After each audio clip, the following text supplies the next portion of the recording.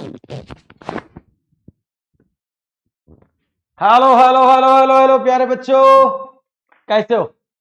उम्मीद होगा सभी बच्चे मस्त होंगे, तंदुरुस्त होंगे और अच्छी तरीके से पढ़ रहे होंगे, क्योंकि अब हम फिर से एक स्टेप और आगे बढ़ रहे हैं अपने शून्य बैच में। जी हाँ बच्चों, हम बात करने जा रहे हैं क्या?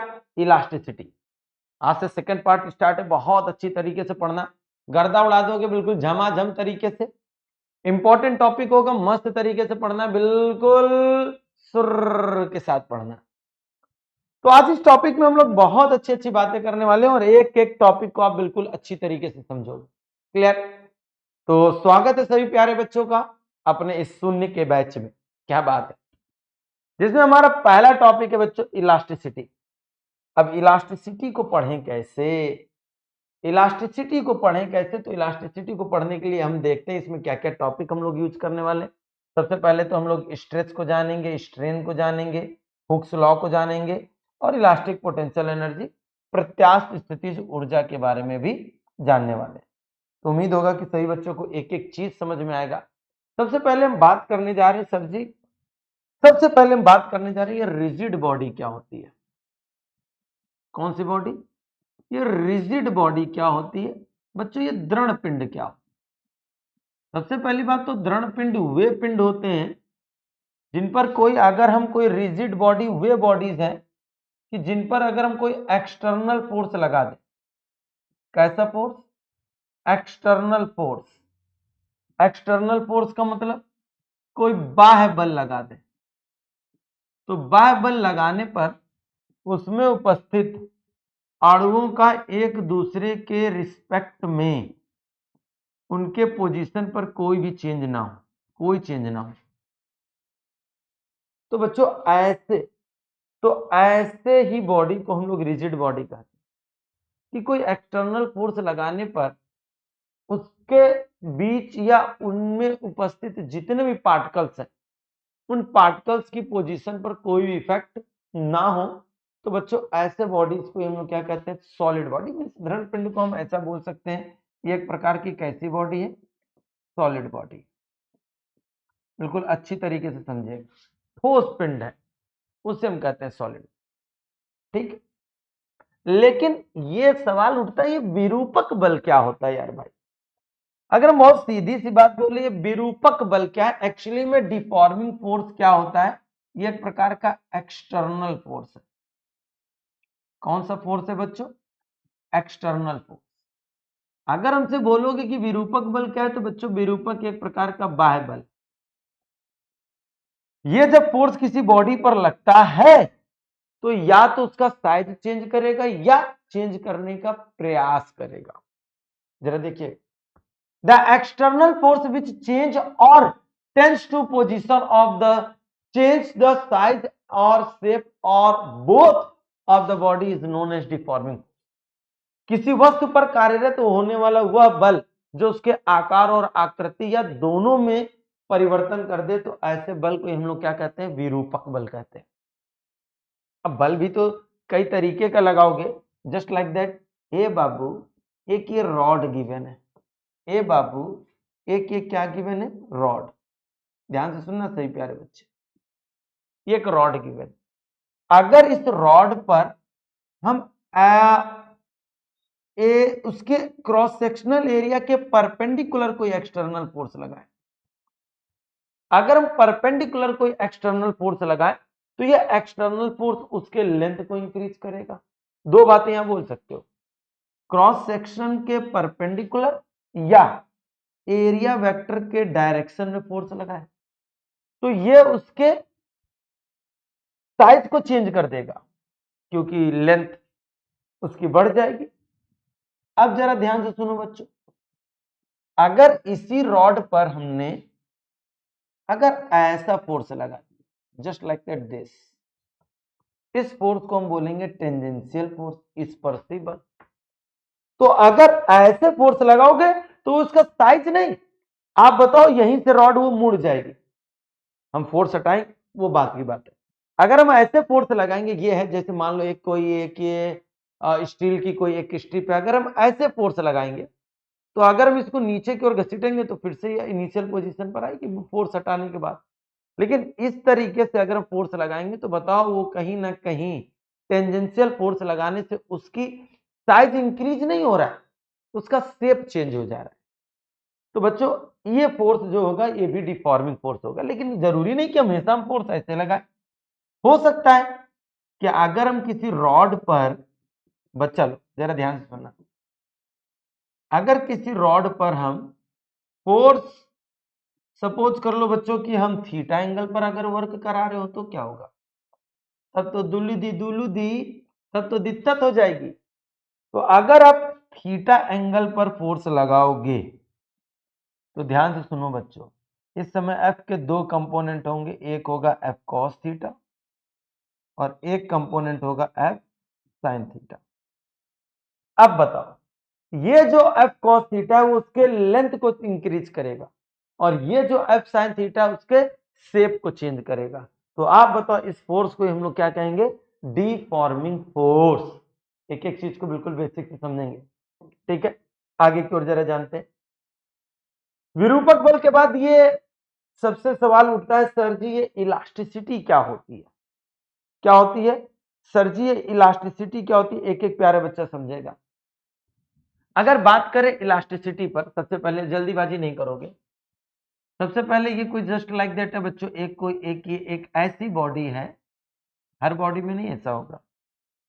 सपोज करो कि बच्चों ये कोई एक ऐसी बॉडी है जिस पर हमने एक एक्सटर्नल फोर्स लगाया बच्चों, क्या लगाया, एक्सटर्नल फोर्स लगाया। तो जरा ध्यान से सुनो, एक्सटर्नल फोर्स लगाने से क्या होता है, उसका शेप और साइज तो चेंज होगा, लेकिन उसमें उसके पार्टिकल्स अंदर की ओर एक ऐसा फोर्स लगाएंगे कि जो कि, अब ऐसा तो होगा नहीं एक रबड़ है हम कहें भैया बढ़ जाओ तो बढ़ेगा तो है नहीं, उसके लिए उस पर एक एक्सटर्नल फोर्स लगाना पड़ेगा। एक्सटर्नल फोर्स लगाने से उसकी साइज क्या हो जाएगी, इंक्रीज हो जाएगी। जरा गौर करेंगे सभी प्यारे बच्चे, उसकी साइज क्या हो जाएगी, इंक्रीज हो जाएगी।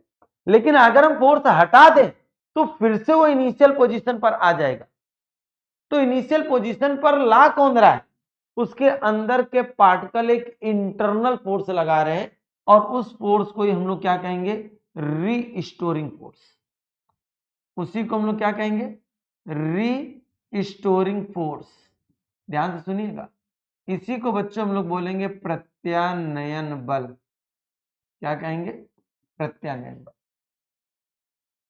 मतलब हमने एक डिफॉर्मिंग फोर्स लगाया, ध्यान से सुनिएगा, हमने क्या लगाया, डिफॉर्मिंग फोर्स लगाया। मैंने बोला था एक्सटर्नल फोर्स को ही हम लोग डिफॉर्मिंग फोर्स कहते हैं, इसी को हम लोग विरूपक बल कहते हैं।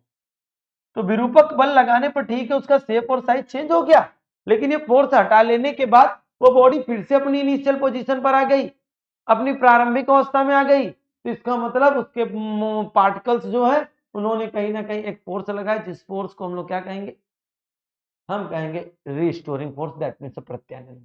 डेफिनेशन बहुत आसान है, elasticity is that property of the material of the body which is oppose any change in its shape or size under action deforming force and regains its original shape and size on removal the deforming force। देखा, अगर हम force लगा रहे हैं तो ये जो restoring force होगा वो लगातार उसका अपोज करेगा, वो बॉडी उसके लेंथ, अब ऐसा तो है नहीं कि हम छू दें और बढ़ जाए, हमको फोर्स लगाना पड़ता है क्योंकि उसके अंदर के मॉलिक्यूल्स, उसके अंदर के पार्टिकल्स उसका क्या करते हैं, अपोज करते हैं।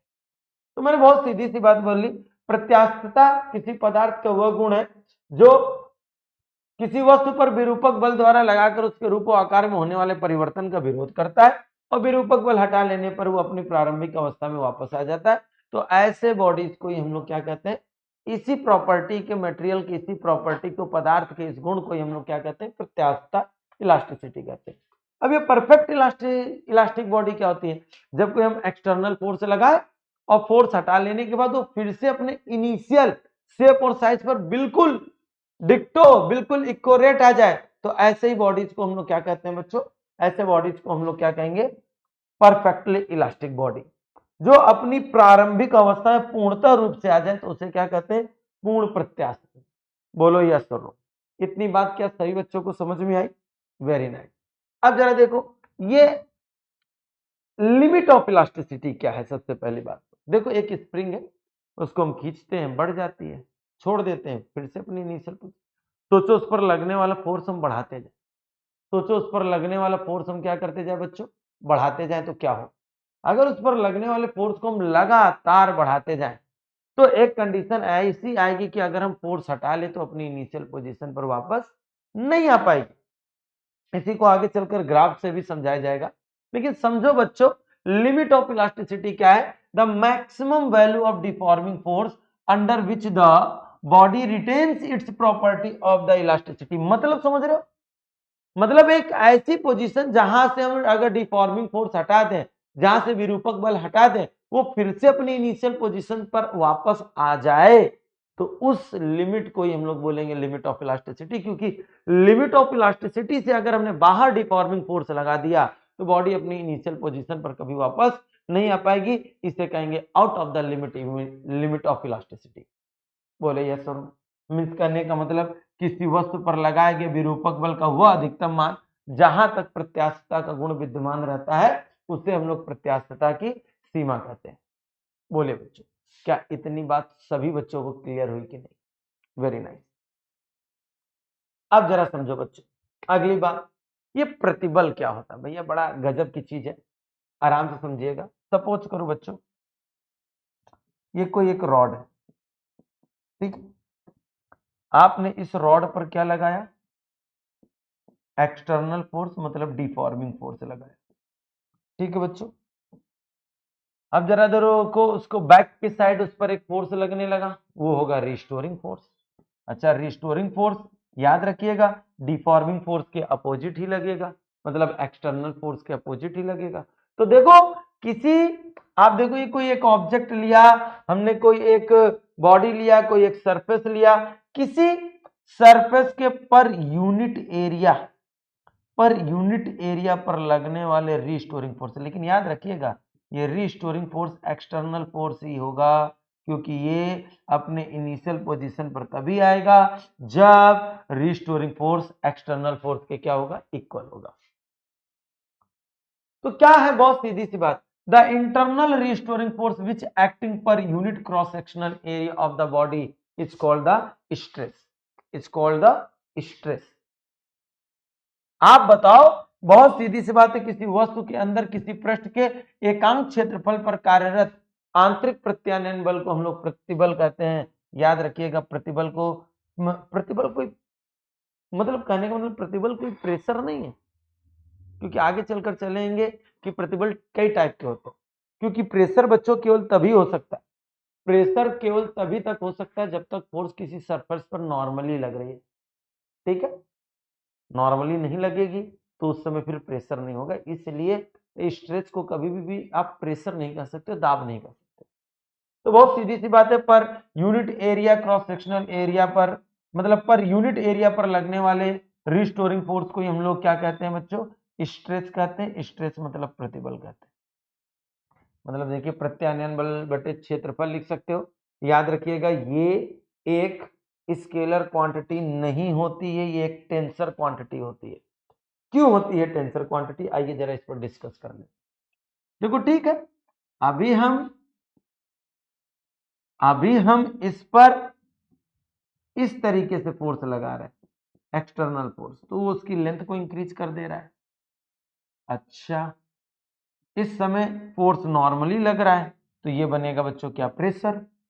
और आप बताओ अगर फोर्स हम अगर इस पर टेंजेंशियल लगा देते तो क्या होता, क्या इसकी साइज बढ़ती, साइज मतलब इसका शेप चेंज हो जाता।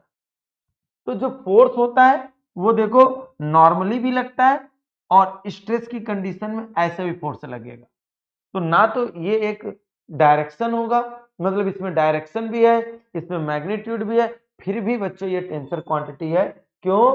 क्योंकि बच्चों बहुत सीधी सी बात है, स्ट्रेस टेंजेंशियल फोर्स से भी डिफाइंड हो रहा है और stress along the cross sectional area से भी डिफाइंड हो रहा है।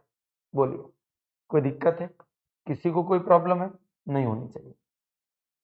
चलते, ये अनुदैर्घ्य प्रतिबल क्या होता है, ये अनुदैर्घ्य प्रतिबल क्या होता है। देखो सबसे पहली बात तो स्ट्रेस बच्चों तीन प्रकार के होंगे।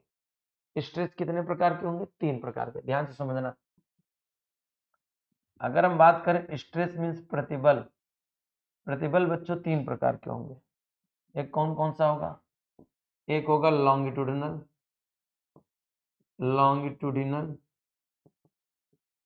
Longitudinal stress. एक होगा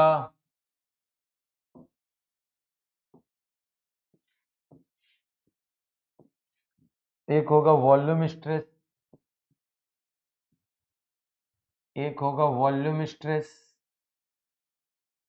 अगला समझो बच्चों, एक होगा बच्चों शियरिंग स्ट्रेस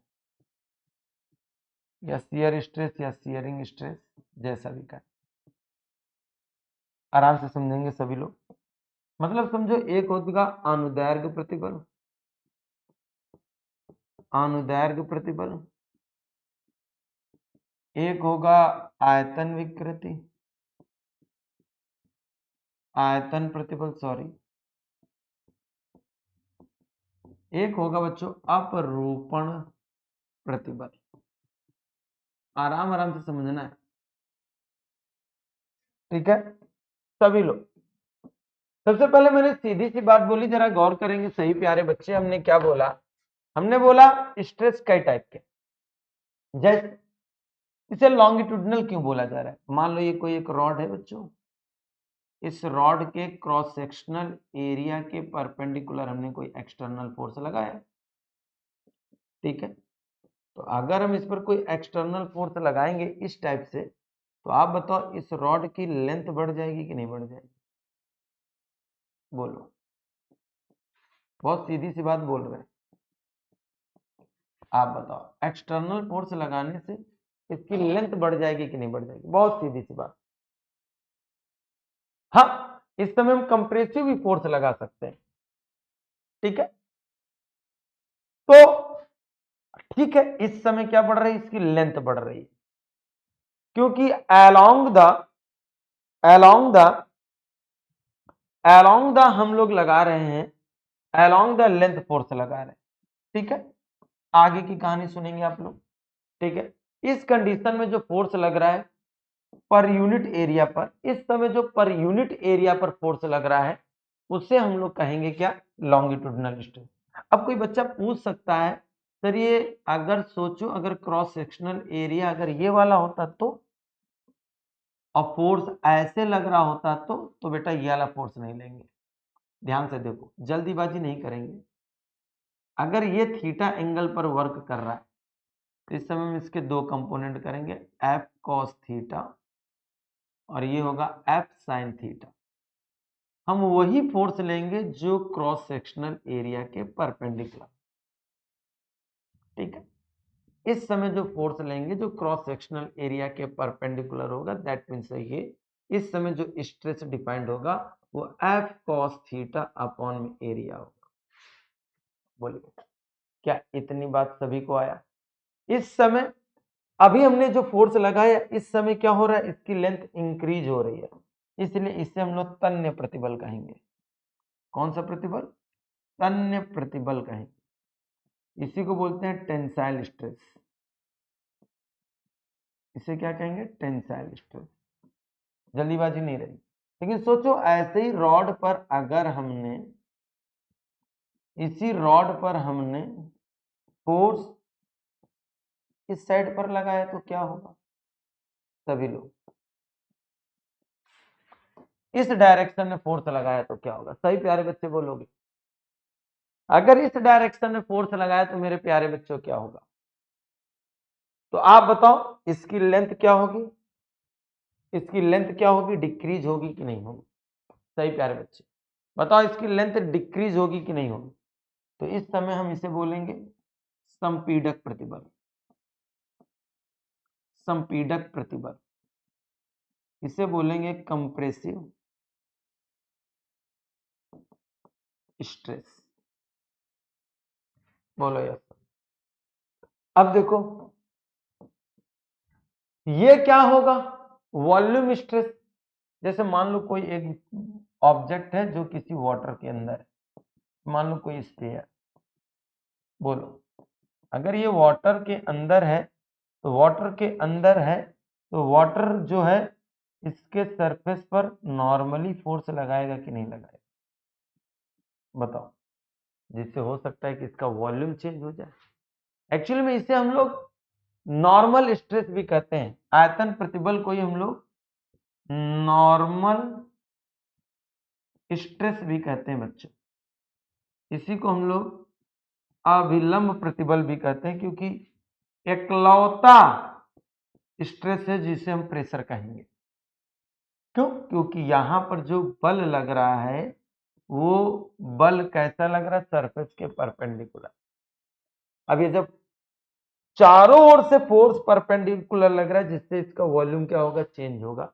इसलिए इसे हम लोग क्या कहेंगे? Volume stress. बोलो, बात समझ में आई कि नहीं आई? क्लियर है? तो ये नॉर्मली जो फोर्स लग रहा है, नॉर्मल फोर्स लग रहा है, तो उस नॉर्मल फोर्स अपॉन में एरिया को हम लोग क्या कहेंगे? Volume stress. बोलिएगा सही प्यारे बच्चे। अब ये अपरूपण प्रतिबल क्या है भाई? शियरिंग स्ट्रेस क्या है? इसके लिए बड़ा कॉन्सेप्ट, प्यारा सा कॉन्सेप्ट है मेरे पास। प्यारा सा कैसा कॉन्सेप्ट है? जरा ध्यान से सुनिएगा। ये हमारे पास क्या है? एक रॉड है जिसका लोअर एंड पूरी तरीके से अटैच्ड है। इस पर हमने कोई टेंजेंशियल फोर्स लगाई। अब टेंजेंशियल फोर्स लगाने से पता है क्या होगा? होगा ये बच्चों कि ये जो रॉड है ये कुछ ना कुछ बेंड हो जाएगी।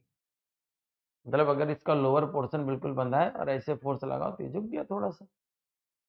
बोलो यस बोलो।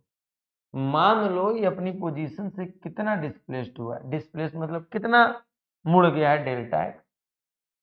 मान लेते हैं ये एंगल कितना है? फाई है। इनिशियल पोजीशन की लेंथ कितनी थी? एल थी। ये थी एल। तो एक्चुअली में अगर हम बात करें 10 पाई चेंज इन पोजीशन अपॉन में एल आएगा, लेकिन एंगल अगर छोटा है तो 10 पाई को हम लोग क्या लिख सकते हैं? पाई। आप बताओ एक्सल डेल्टा एक्स अपॉन में एल होगा कि नहीं होगा? मतलब अभी हम पाई को रिप्रेजेंट नहीं कर रहे। पाई क्या है ये बाद में जानेंगे, लेकिन इसको हम हटा भी दे रहे हैं अभी थोड़ी देर के लिए। सबसे पहले ये टेंजेंशियल स्ट्रेस क्या होगा? मतलब टेंजेंशियल फोर्स लगाने पर उसके क्रॉस सेक्शन, और याद रखिएगा इस समय जो एरिया होगा वो इस पार्ट का एरिया होगा। जैसे मान लो एक ये क्यूब है, ध्यान से सुनना। मतलब यहाँ पर बड़ा डिस्टरबेंस होता है कि एरिया सर हम नहीं ले पाते। याद रखिएगा, अगर हम इस क्यूब पर ऐसे टेंजेंशियल फोर्स लगाएं तो ये किस पार्ट का एरिया होगा? ठीक है, इसे हम शियरिंग स्ट्रेस कहेंगे। लेकिन अगर हम फोर्स ऐसे लगा रहे हैं तो इस पार्ट का एरिया इस्तेमाल होगा। बोलो यस और। क्या इतनी बात सभी बच्चों को समझ में आई? जल्दीबाजी नहीं कर रहे हैं तो आओ जरा डेफिनेशन समझाते हैं। कुछ नहीं है, जब विरूपक बल किसी अनुप्रस्थ काट के क्षेत्रफल के लंबाई की दिशा में लगता है, अलोंग द लेंथ लगे, तो उस स्ट्रेस को हम लोग क्या कहेंगे? लॉन्गिट्यूडनल स्ट्रेस, जो उसके लेंथ को चेंज कर। अब अनुदैर्घ्य प्रतिबल में हमने बताया अगर लेंथ इंक्रीज हो रही है तो उसे टेंसाइल स्ट्रेस कहेंगे। अगर लंबाई बढ़ रही है तो उससे हम लोग टेंसाइल मतलब तन्य प्रतिबल कहेंगे। अगर उसकी लेंथ डिक्रीज हो रही है तो उसे हम कंप्रेसिव स्ट्रेस कहेंगे। मतलब कहने का मतलब अनुदैर्घ्य प्रतिबल ही संपीड़क प्रतिबल कहलाएगा। ठीक है, बात को खत्म करते। आयतन प्रतिबल मतलब जब किसी वस्तु पर कोई ऐसा विरूपक बल लगाए जो उसके पृष्ठ के अभिलंबवत हो, एक समान हो और वस्तु के आयतन में परिवर्तन करे। वस्तु के कहां करे? आयतन में परिवर्तन करे। तो उस समय इस प्रतिबल को हम लोग क्या कहेंगे? आयतन प्रतिबल। मतलब देख लो, when a deforming force acts uniformly at each point on a body normally, then the volume of the body changes but its shape remains unchanged. Sphere है तो स्पेयर ही रहेगा। In this condition, this stress produced is known as volume stress and also called the normal stress. इसी को क्या कहेंगे? Normal stress कहेंगे। आराम से समझना। जब किसी वस्तु पर कार्यरत विरूपक बल पृष्ठ के प्रत्येक बिंदु पर पृष्ठ के लंबवत तथा, मतलब ये समझा चुके, मतलब बहुत सीधी सी बात है। इस बल को हम लोग क्या कहेंगे? आयतन प्रतिबल कहेंगे। इसको आप हटा, याद रखिएगा ये जो स्ट्रेस होगा ये जो स्ट्रेस होगा ये याद रखिएगा नॉर्मल फोर्स होगा। क्लियर? स्पर्शरेखीय प्रतिबल में टेंजेंशियल और शियरिंग स्ट्रेस को हम समझा चुके हैं, ठीक है, डायग्राम बना चुके हैं। बाय बल लगाते हैं, शियर्ड कही जाती है जब वो कोई ऐसे झुक जाए, तो ऐसी कंडीशन में हम लोग क्या कहते हैं, शियर्ड। बोलिए क्या इतनी बात सभी बच्चों को क्लियर है कि नहीं? Very good. अब इसको समझने के बाद आपको पढ़ना चाहिए मुझसे स्ट्रेन क्या होता है। स्ट्रेन मतलब क्या होता है? विकृति। विकृति क्या होता है? जब किसी बॉडी पर हम फोर्स लगा रहे तो कॉमन सेंस के बाद साइज चेंज हो रहा है, तो चेंज इन शेप और साइज अपॉन में इनिशियल शेप और साइज। मतलब किसी वस्तु के रूप व आकार में हुए परिवर्तन या प्रारंभिक रूप व आकार के अनुपात को हम लोग क्या कहते हैं, विकृति कहते हैं। The ratio of change in shape और size of the body to the initial shape और size of the body is called the strain. यही है विकृति। When a deforming force is applied on a body, then its size or and shape of the body is changed. Then the fractional change produced in the size or shape of body is known as strain. जब किसी वस्तु पर विरूपक बल लगाते हैं तो उसके रूप व आकार में परिवर्तन हो जाता है। रूप व आकार में हुए परिवर्तन तथा प्रारंभिक रूप व आकार के अनुपात को हम लोग क्या कहते हैं बच्चों, विकृति कहते हैं। अब ये भी कई टाइप की होती है, ये भी कई टाइप की होती है। कौन कौन सी टाइप की होती है आइए जरा समझाते हैं। इसको समझने के लिए आप हमसे डायग्राम समझो। स्ट्रेन बहुत आसान रहेगा टॉपिक। विकृति क्या हो? विकृति विकृति क्या होती है आओ जरा समझाते हैं। ए मेरी लल्ला, मेरे मुन्ना, देखो सबसे पहले बात करें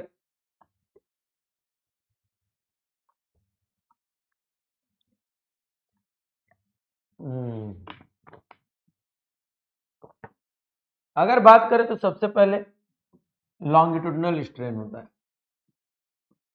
लॉन्गिट्यूडिनल स्ट्रेन होता है। लॉन्गिट्यूडिनल का मतलब क्या होता है? अनुदैर्घ्य, अनुदैर्घ्य विकृति। क्या बात है, अनुदैर्घ्य विकृति। बहुत आराम से पढ़िएगा, जल्दीबाजी नहीं रहेगी। मान लो कोई एक रॉड है बच्चों, रॉड की इनिशियल लेंथ कैपिटल एल है, लेकिन इस पर जो हमने एक्सटर्नल फोर्स लगाया है वो कौन सा लगाया है? हमने जो डिफॉर्मिंग फोर्स लगाया है वो डिफॉर्मिंग स्ट्रेस लगाया है। तो आप बताओ अगर अलोंग द लेंथ अगर फोर्स लगा रहे हो या क्रॉस सेक्शनल एरिया के परपेंडिकुलर लगा रहे हो या एरिया वेक्टर के डायरेक्शन में लगा रहे हो तो इस कंडीशन में इसकी लेंथ चेंज होगी। तो चेंज इन लेंथ अपॉन में initial length is called the longitudinal strain. ठीक है, अभी अभी आपने देखा था कि अगर वाटर के अंदर एक एयर बबल था या कोई भी बबल हो, कोई भी बॉडी हो, ठीक है, लेकिन इलास्टिक बॉडी हो, ऐसा नहीं कि पत्थर डाल दो, तो अगर इस पर नॉर्मल फोर्स लग रहा है तो आप बताओ इसका वॉल्यूम चेंज होगा।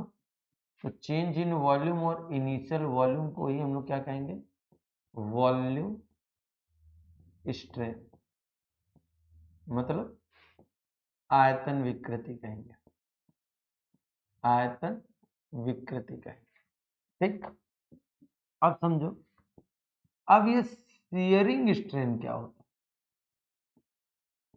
शियरिंग स्ट्रेन क्या होता है जरा ध्यान से सुनना। अपरूपण विकृति क्या होती है? अपरूपण विकृति क्या होती है? सभी बच्चे जरा ध्यान से सुनिए। अपरूपण विकृति में हम क्या करेंगे, जरा गौर से सभी प्यारे बच्चों को समझना है। अपरूपण विकृति क्या होती है, जरा ध्यान से सुनिएगा। अपरूपण विकृति क्या होती है, शियरिंग स्ट्रेन क्या होता है? सभी लोग जरा ध्यान से सुनो, सभी लोग सभी लोग सभी लोग सभी लोग सभी लोग सभी लोग, शियरिंग स्ट्रेन क्या होता है, अपरूपण विकृति क्या होती है। अभी अभी तो समझाया था मेरे प्यारे बच्चों को, ये कोई रॉड है, इस पर कोई टेंजेंशियल फोर्स लगाया तो ये रॉड अपनी पोजीशन से कुछ ना कुछ क्या होगी, मुड़ जाएगी, शेप चेंज हो जाएगा।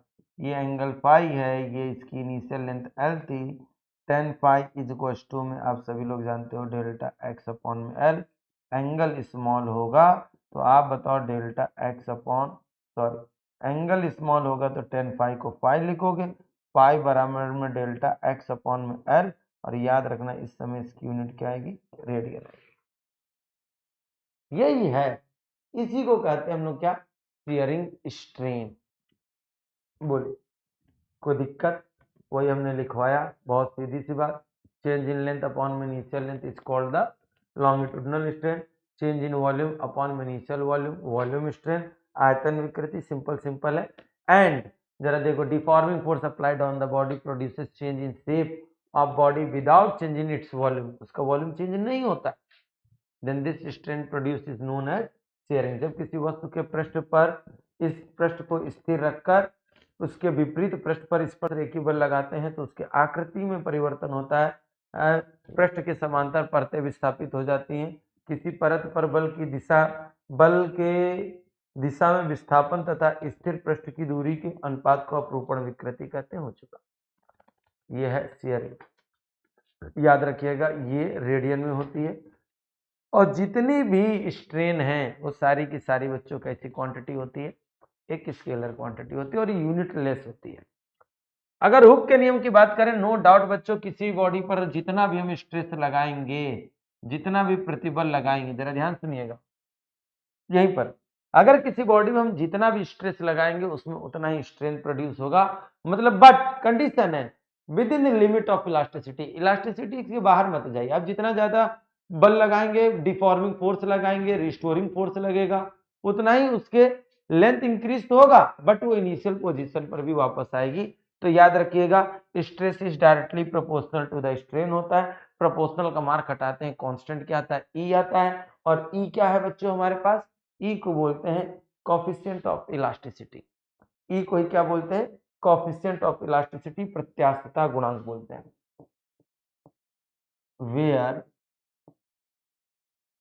Where capital is called coefficient of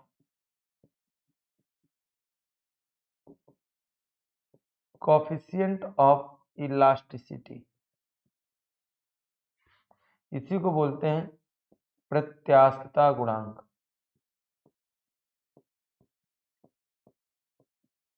प्रत्यास्थता गुणांक, बोलो यस बोलो।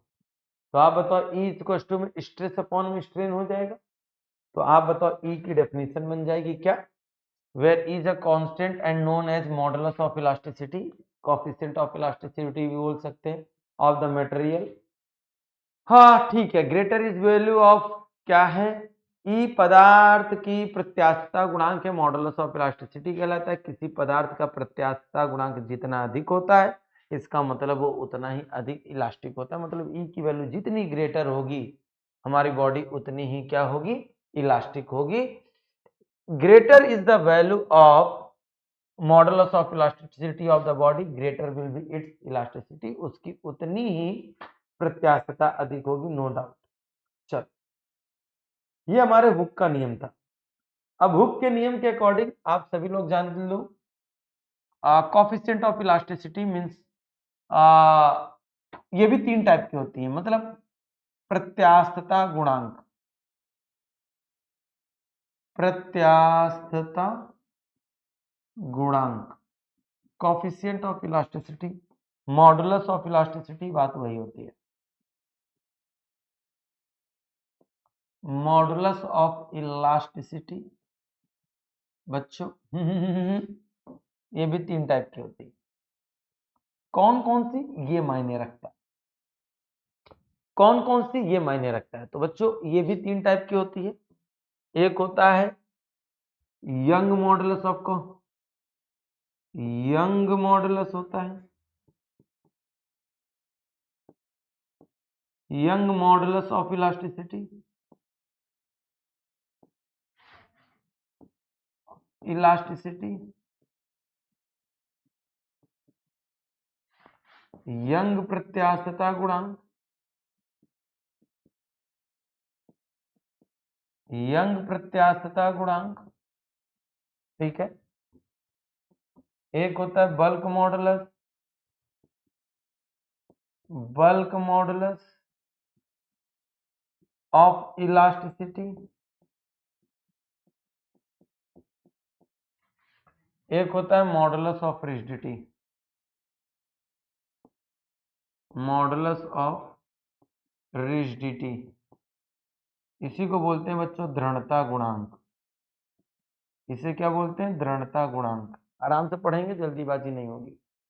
इसे प्यारे बच्चों बोलते हैं बल्क मॉडुलस ऑफ इलास्टिसिटी, मतलब इसे बोलते हैं हम लोग आयतन प्रत्यास्थता गुणांक, आयतन प्रत्यास्थता गुणांक, प्रत्यास्थता गुणांक। अब मेरी बात को बहुत ध्यान से सुनना बच्चों, सबकी एक ही जैसे डेफिनेशन होगी। इसे कैपिटल वाई से रिप्रेजेंट करते हैं, इसे बी से रिप्रेजेंट करते हैं, और इसे बच्चों ईटा से रिप्रेजेंट करते हैं। सबकी एक ही तरह डेफिनेशन होगी। Within the limit of elasticity, प्रत्यास्थता की सीमा के अंदर, the ratio of longitudinal stress to the longitudinal strain is called the longitudinal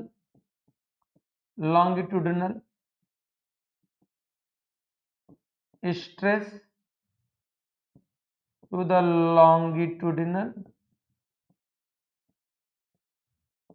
strain is called the Young modulus। प्रत्यास्थता की सीमा के अंदर किसी पिंड पर लगने वाला अनुदैर्घ्य प्रतिबल तथा उससे उत्पन्न अनुदैर्घ्य विकृति के अनुपात में बच्चों क्या कहते हैं? Young modulus. याद रखिएगा, इसको हम लोग कैपिटल वाई से रिप्रेजेंट करते हैं। ठीक है, वेरी नाइस। ठीक है, अब इसी के लिए हम लोग तुरंत एक्सप्रेशन भी जानेंगे बच्चों।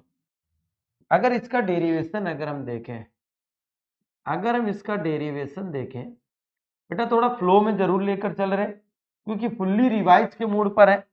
इसलिए अगर मैंने पहले भी बोला है, अगर आपने एक बार पढ़ा होगा तो क्या लल्लन टाप आएगा। केवल चीजों को देखना है, बाकी आप बिल्कुल रिवाइज परफेक्ट करोगे। मान लेते हैं कोई कैपिटल एल लेंथ का एक ये रॉड है, जिसका cross sectional area capital A है। इस पर जब हम कोई एक्सटर्नल फोर्स एफ लगाते हैं तो इसकी लेंथ कितनी बढ़ जाती है? स्मॉल एल इंक्रीज हो जाती है। तो अगर हम यंग मॉडुलस को देखें, young modulus of elasticity, modulus of elasticity, तो जरा ध्यान से सुनिएगा। अगर हम लोग यंग मॉडुलस ऑफ इलास्टिसिटी देखें तो आप सभी लोग जानते हो y बराबर में लॉन्गिट्यूडिनल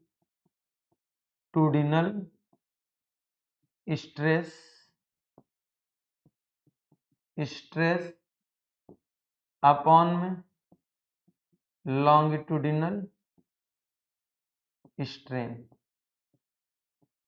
बोलो क्लियर है कि नहीं? इतनी बातें अगर क्लियर है, मतलब अनुदैर्घ्य प्रतिबल बटे में अनुदैर्घ्य विकृति। यश, अब क्या करें बच्चों? अनुदैर्घ्य प्रतिबल बटे में अनुदैर्घ्य विकृति। जरा सभी प्यारे बच्चे जरा ध्यान से देखेंगे, y बराबर में लॉन्गिट्यूडिनल स्ट्रेस। लॉन्गिट्यूडिनल स्ट्रेस के बारे में अगर बात करेंगे तो आप सभी लोग जानते हो फोर्स अपॉन में एरिया, और लॉन्गिट्यूडिनल स्ट्रेन होता है चेंज इन लेंथ अपॉन में इनिशियल लेंथ, अभी पढ़ाया है। तो y बराबर में क्या होगा? f अपॉन में a, स्मॉल l बाई में कैपिटल L। अच्छा, अगर force due to the weight होता, कोई इस पर एक वेट सस्पेंड करा देते, वेट को लटका देते, तो f की जगह mg होता, a की जगह पाई आर स्क्वायर इंटू में small l। I think so सभी बच्चों को इतनी बात क्लियर हो गई होगी। Clear, very nice. उसी तरीके से आयतन विकृति क्या होता है? बहुत सीधी सी बात है, with in limit of elasticity, the ratio of normal stress to the volume strain is called the bulk modulus of elasticity. Means कहने का मतलब प्रत्यास्थता की सीमा के अंदर किसी पिंड पर लगने वाले अभिलंब प्रतिबल, आयतन प्रतिबल जो भी कहो, और आयतन विकृति के अनुपात को हम लोग क्या कहते हैं बच्चों? बल आयतन प्रत्यास्थता गुणांक। मतलब यहां पर देखो, नॉर्मल स्ट्रेस अपॉन में वॉल्यूम स्ट्रेन होगा। बोलो यस नो, बोलो। बहुत सीधा सा और लल्लन टाप तरीके से पढ़ना है, ठीक है? ठीक है, अब इसके लिए तुरंत हम लोग एक डेरिवेशन देख लेते हैं। अगर हम इसके लिए एक डेरिवेशन के चक्कर में पढ़े, देखो सपोज करो कि बच्चों एक कोई वी वॉल्यूम का एक स्पेयर है जो कि किसी लिक्विड के अंदर है, ठीक है?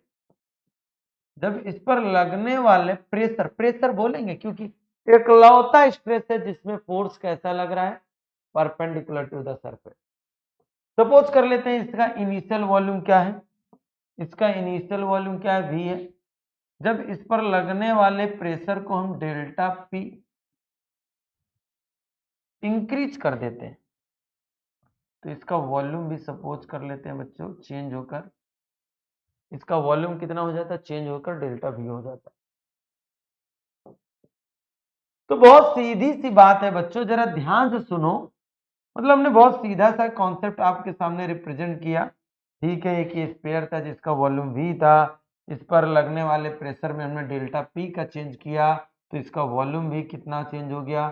डेल्टा वी चेंज हो गया, ठीक है? तो आप सबसे पहले बताओ बल्क मॉडुलस की डेफिनेशन होती क्या थी? वॉल्यूम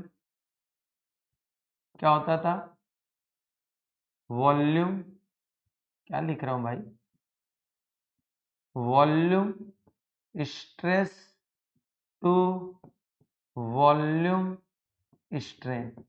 बोलो बच्चों, मीन्स कहने का मतलब आयतन प्रतिबल बटे में, आयतन प्रतिबल बटे में आयतन विकृति होती, ये सब चीजें आपको पता होनी चाहिए थी, ठीक है? अब आप बताओ आयतन प्रतिबल क्या है? डेल्टा पी, क्योंकि वो तो प्रेशर ही होता है, और ये क्या है? डेल्टा वी अपॉन में वी, तो बी बराबर में हो जाएगा वी डेल्टा पी अपॉन में delta we. I think so सभी बच्चों को इतनी बात क्लियर हो गई होगी। Very good. अच्छा, अगर बात है मॉडुलस ऑफ रिजिडिटी की बात है, दृढ़ता गुणांक की बात है, तो बहुत बहुत एक ही चीज है, within the limit of elasticity the ratio of tangential stress to the tangential strain is called the modulus of rigidity. It is represented by eta। मतलब प्रत्यास्थता की सीमा के अंदर किसी पिंड पर लगने वाला स्पर्श रेखी प्रतिबल तथा उससे ये उत्पन्न अपरूपण विकृति के अनुपात को हम लोग क्या कहते हैं? दृढ़ता गुणांक कहते हैं। जैसे सपोज करो यहीं पर देख लो, एक ये रॉड है, इस रॉड की लेंथ कैपिटल एल है, इस पर कोई एक टेंजेंट फोर्स लगाया और आप देख रहे हो कि इसकी पोजीशन क्या हो गई?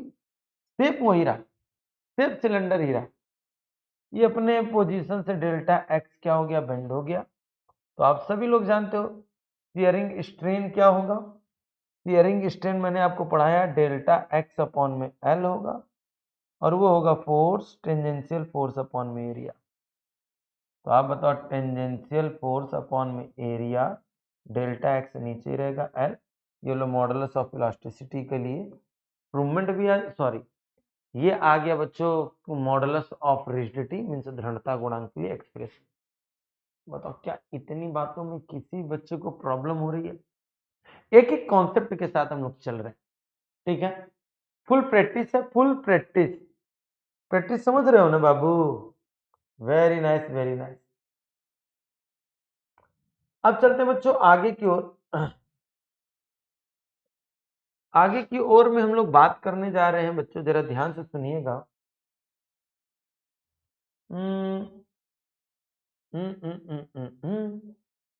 तो यहीं पर एक टॉपिक और पूछा जाता है, स्टील और रबड़ में कौन सबसे ज्यादा इलास्टिक होता है? स्टील एंड रबड़ में सबसे ज्यादा कौन इलास्टिक होता है? हु इज मोर इलास्टिक, रबड़ और स्टील? तो इसको समझने के लिए एक डायग्राम को हम लोग समझेंगे, वो भी अच्छी तरीके से, टाइम पास नहीं होगा। ठीक है, ठीक है, ठीक है बच्चों, आराम से चलेंगे, जल्दीबाजी नहीं करेंगे, ठीक है ना? ठीक है, ठीक है, ठीक है, ठीक है।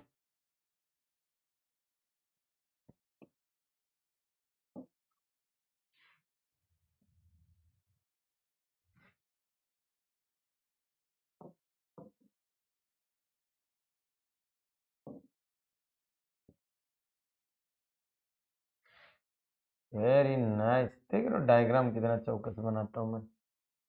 यश, यश,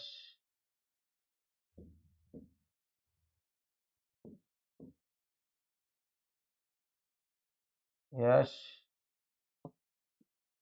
अरे सर, इससे अच्छा तो हाथी से बना देते।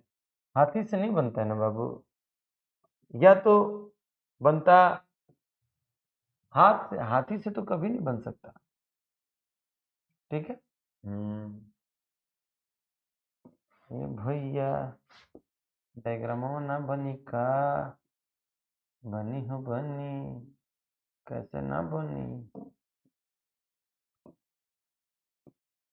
हाँ, पिंकी आ गई, पिंकी जी, पिंकी जी। चलते हैं। मान लो बच्चों कि स्टील और रबड़ के दो तार हैं जिनकी इनिशियल लेंथ सेम है, ठीक, क्रॉस सेक्शनल एरिया भी सेम है। अब कमाल की बात है, दोनों पर एक्सटर्नल फोर्स भी क्या है, सेम ही लगाएगी। बट आप सभी लोग जानते हो स्टील की लेंथ अलग बढ़ेगी और रबड़ की लेंथ अलग बढ़ेगी। अब तुम सोच रहे हो कि कौन सबसे ज्यादा इलास्टिक है, सवाल तो यही उठता है गुरुजी, कौन सबसे ज्यादा इलास्टिक है? तो आओ जरा चीजों को समझते हैं, पढ़ते हैं। अगर हम बात करें यंग मॉडुलस, हमने पढ़ाया था, जिसका मॉडुलस ऑफ इलास्टिसिटी ज्यादा होगा वही उतनी ज्यादा इलास्टिक होगी। तो अगर हम बोले young modulus of elasticity, elasticity of steel, आप ही बताओ, स्टील का यंग प्रत्यास्थता गुणांक निकाले, लिख लोगे? स्टील का यंग प्रत्यास्थता गुणांक निकालने जा रहे। अगर स्टील का यंग प्रत्यास्थता गुणांक निकालोगे तो वो y होगा। क्या होगा? y। ध्यान से सुनना सभी लोग, अगर स्टील का यंग प्रत्यास्थता गुणांक निकालेंगे तो y(s), क्योंकि फॉर्मूला होता है, देखो हम ऊपर लिख दे रहे हैं, फ्रॉम y बराबर होता है mg capital L upon pi R square into में स्मॉल l। तो आप जरा सोच कर बताना, मुझे बोलना ना पड़े, करेजा हो ना तुम। स्टील के लिए हो जाएगा mg कैपिटल L अपॉन में पाई आर स्क्वायर इंटू में क्या होगा, ls। बोलो, क्या इतने में किसी बच्चे को प्रॉब्लम हुई? होनी तो नहीं चाहिए। ये सर जी क्या कर दिए? कुछ नहीं बहुआ, गेम है ये तो। अच्छा, अगर मैं यहीं पर पूछ लेता रबड़, क्या पूछ लेता? रबड़, तो क्या होता आपका जवाब? आइए जरा देखते हैं। रबड़ के लिए यार LR हो जाता। बोलो, अगर आप हमसे रबड़ बोलते, अगर आप हमसे रबड़ का यंग प्रत्यास्थता गुणांक पूछते तो क्या होता? इसको बनाते क्वेश्चन नंबर फर्स्ट, इसको बनाते क्वेश्चन नंबर सेकंड, और पता है क्या होता है, इक्वेशन नंबर फर्स्ट में हम सेकंड को डिवाइड कर देंगे। डिवाइड करो, YS अपॉन में YR, और मत भूलो MGL से MGL, पाई आर स्क्वायर से पाई आर स्क्वायर कैंसिल हो जाएगा, LR ऊपर जाएगा, LS नीचे। बिल्कुल रापा रापा चल रहा है, वेरी नाइस। अब जरा ध्यान से देखो, इसी को इक्वेशन नंबर थर्ड बना दो। अब मेरी बातों को बहुत कंसंट्रेशन से सुनना। आप बताओ, रबड़ का तार स्टील के तार के कंपैरिजन में ज्यादा बढ़ेगा, मतलब LR की वैल्यू LS से क्या होगी, ज्यादा होगी। अगर LR की वैल्यू LS से ज्यादा होगी तो आप बताओ LR upon LS greater than 1 होगा कि नहीं होगा सर जी? तो जरा ध्यान से सुनना सभी प्यारे बच्चे, LR अपॉन LS की जगह फ्रॉम इक्वेशन थर्ड से अगर बात करें, फ्रॉम इक्वेशन थर्ड से बात करें तो इसकी जगह हम लोग YS अपॉन YR नहीं लिख सकते? तो आप बताओ YS is greater than YR होगा कि नहीं होगा? ओ माय गॉड, प्रूफ हो गया कि स्टील का जो यंग मॉडुलस होता है वो रबड़ के यंग मॉडुलस से क्या होता है, ज्यादा होता है, ज्यादा होता है, ज्यादा होता है। बोलो क्लियर सभी को? Very nice. अब स्टार्ट करने जा रहे हैं खींचे हुए तार में संचित प्रत्यास्थ स्थितिज ऊर्जा। This is the last heading of this chapter, और इसको पढ़ लिए तो क्या पता यही तुम्हारे पेपर में आएगा, यही तुम्हारे कहाँ आएगा, पेपर में। इसलिए हर एक बच्चा बिल्कुल अच्छी तरीके से पढ़ेगा। कैसे पढ़ेगा? अच्छी अच्छी समझते? चलो आ जाओ, अरे आ जाओ बाबू आ जाओ। चलिए, खींचे हुए तार में संचित प्रत्यास्थ स्थितिज ऊर्जा, चलो देखते हैं कैसे आता है। When a wire is stretched an external, किसी भी तार को खींचने के लिए क्या पढ़ के सुना है, किसी भी तार को खींचने के लिए हमें कुछ ना कुछ एक्सटर्नल फोर्स लगाना पड़ता है, एक्सटर्नल वर्क करना पड़ता है। अगर हम खींच रहे हैं तो हमारे द्वारा जितनी भी एनर्जी उसमें लग रही है सब उसके अंदर स्टोर्ड हो रही है। किसके अंदर? इलास्टिक बॉडी के अंदर। इसलिए उस जो भी वर्क कर रहे जितना भी उसके अंदर स्टोर्ड हो रहा है उसी को हम क्या बोलेंगे, इलास्टिक पोटेंशियल एनर्जी। एक बार डेफिनेशन सुनिए, किसी तार को खींचने में हमें आंतरिक प्रत्यानयन बल के विरुद्ध कुछ कार्य करना पड़ता है, यह कार्य तार में स्थितिज ऊर्जा के रूप में संचित हो जाता है, जिससे हम लोग प्रत्यास्थ स्थितिज ऊर्जा कहते हैं। When a wire stretched an external force is done against internal restoring force producing in wire, this work is stored in the form of potential energy. Now this potential energy is called the elastic potential energy, और इसका derivation बच्चों most important रहेगा, और मैं चाहूंगा कि एक एक प्यारा बच्चा इसको समझे। मैं पर्सनली चाहूंगा बच्चों आराम से समझे, जल्दीबाजी थोड़ो नहीं। आओ जरा देखते हैं, सपोज करते हैं। सबसे पहली बात तो सपोज, ए बाबू क्या करते हैं, सपोज। भाई ये जब हम लाइनवा खींचते हैं ना तो ये छोट हो जाता है, समझो। अच्छा, मान लेते हैं एल लेंथ का एक कोई वायर है, इसका क्रॉस सेक्शनल एरिया ए है, इस पर जब कोई एक्सटर्नल फोर्स लगाते हैं तो इसकी लेंथ जो होती है बच्चों वो स्मॉल एल इंक्रीज हो जाती है। कितनी इंक्रीज हो जाती है? स्मॉल एल इंक्रीज हो जाती है। बोलो यस और नो। स्मॉल एल इंक्रीज हो जाती है। सारा प्यारा बच्चा जरा ध्यान से समझेगा, ये कोई एल लेंथ का वायर है जिस पर कोई एक्सटर्नल फोर्स लगाने पर और इसकी लेंथ में स्मॉल एल की इंक्रीजमेंट हो जाती है, वृद्धि हो जाती है। तो बताओ यंग मॉडुलस क्या होता है? तो ध्यान से बताओ, स्ट्रेस, लॉन्गिट्यूडनल स्ट्रेस अपॉन में स्ट्रेन। मैं कुछ भी नहीं बोलूंगा, आप बोलोगे। y बराबर स्ट्रेस की वैल्यू क्या होती थी? फोर्स अपॉन में एरिया। स्ट्रेन होता था स्मॉल एल बाई में कैपिटल एल। आप बताओ एफ अपॉन में A, small L capital L ऊपर जाता था। एफ बराबर में Y A small L by में कैपिटल एल। बोलो यस और नो, बोलो बोलो बोलो। क्या इतनी बात समझ में आई कि नहीं आई? एक एक प्यारे बच्चों को समझना है, बोलो।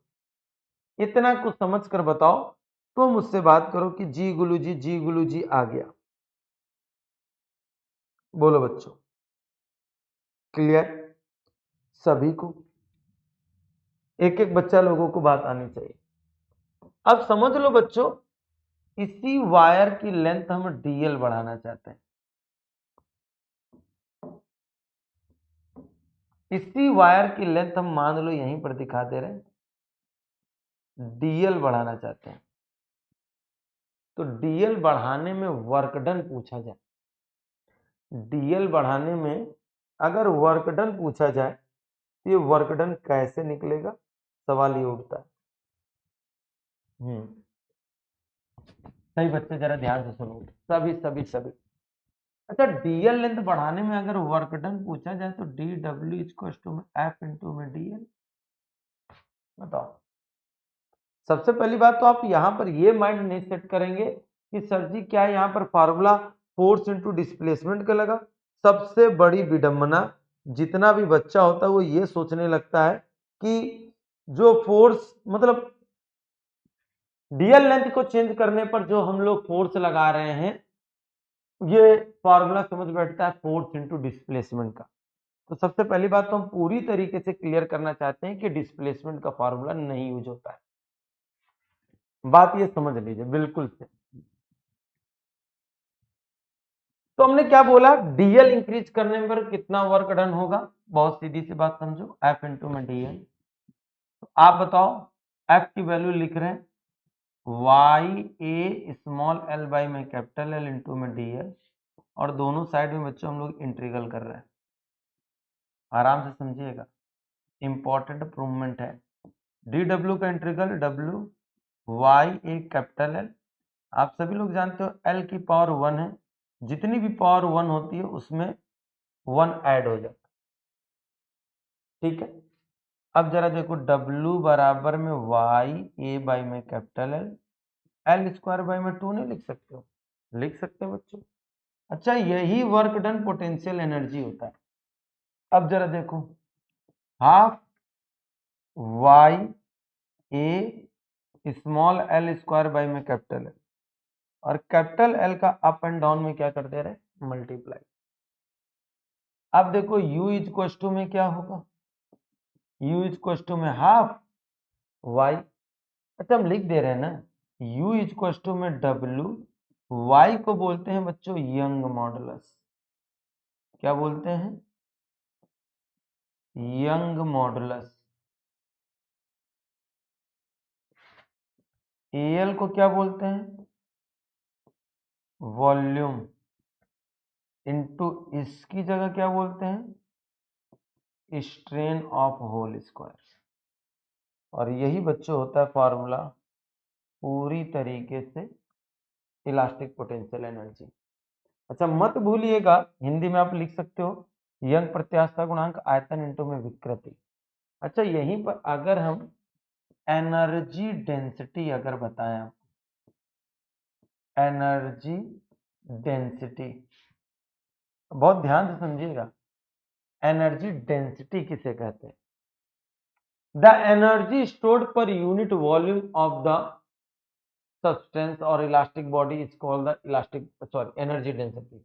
मतलब ऊर्जा घनत्व क्या होता है, एकांक आयतन में संचित ऊर्जा को ऊर्जा घनत्व कहते हैं। मतलब वॉल्यूम जो होगा, आयतन जो होगा बच्चों, वो पूरी तरीके से क्या होगा, एक होगा। अगर वॉल्यूम एक होगा तो U बराबर में होगा W, W बराबर में young modulus, young modulus into में स्ट्रेन का होल स्क्वायर। बोलो बच्चों, कोई प्रॉब्लम होनी नहीं चाहिए, हिंदी इसकी सरल है, यंग प्रत्यास्था गुणांक इनटू में क्या, विकृति का स्क्वायर। अच्छा, ये बताओ, U बराबर में W हाफ, यंग मॉडुलस की जगह स्ट्रेस अपॉन में स्ट्रेन नहीं लिख सकते, और ये हो गया स्ट्रेन। आप बताओ, दिस से दिस कैंसिल, U बराबर W बराबर में हाफ स्ट्रेस इनटू में स्ट्रेन। बोलो, अब बताओ कोई प्रॉब्लम। मतलब थोड़ा क्विकली, मैं मानता हूं कि हाँ हमने क्विकली थोड़ा सा पढ़ रहे हैं, थोड़ा बूस्ट टाइप का कर रहे हैं। सर जी आप कर क्या रहे हो, आप तो उड़ा रहे हो बेटा। थोड़ा सा 1 आवर्स के लेक्चर में हम आपको कंप्लीट पैकेज देना चाहते हैं कि हाँ आप अगर कंसंट्रेशन दोगे तो पूरा आएगा। ऐसा नहीं कि अब पढ़ाने के लिए तो भैया इसको 12 घंटे तक पढ़ाया जा सकता है, लेकिन वन शॉट में आपको कम टाइम में आपके बोर्ड एग्जामिनेशन की तैयारी करने के लिए बहुत बेस्ट है, बहुत बेस्ट है। जितना सोचो उतना ही कम। तो हम लोगों ने आज पढ़ी है elasticity, sorry elasticity. Homework full revision कर लो बेटा, पेपर इसी से रहेगा, आपके जितने भी बोर्ड एग्जामिनेशन के पेपर। बोल। और ये रहा आपका खूबसूरत सा सुनहरा सा शून्य का एक लेक्चर, जिसको बिल्कुल मन से तथास्तु तरीके से पढ़ना। तब तक के लिए सभी प्यारे बच्चों को प्यार भरा नमस्कार एंड जय हिंद।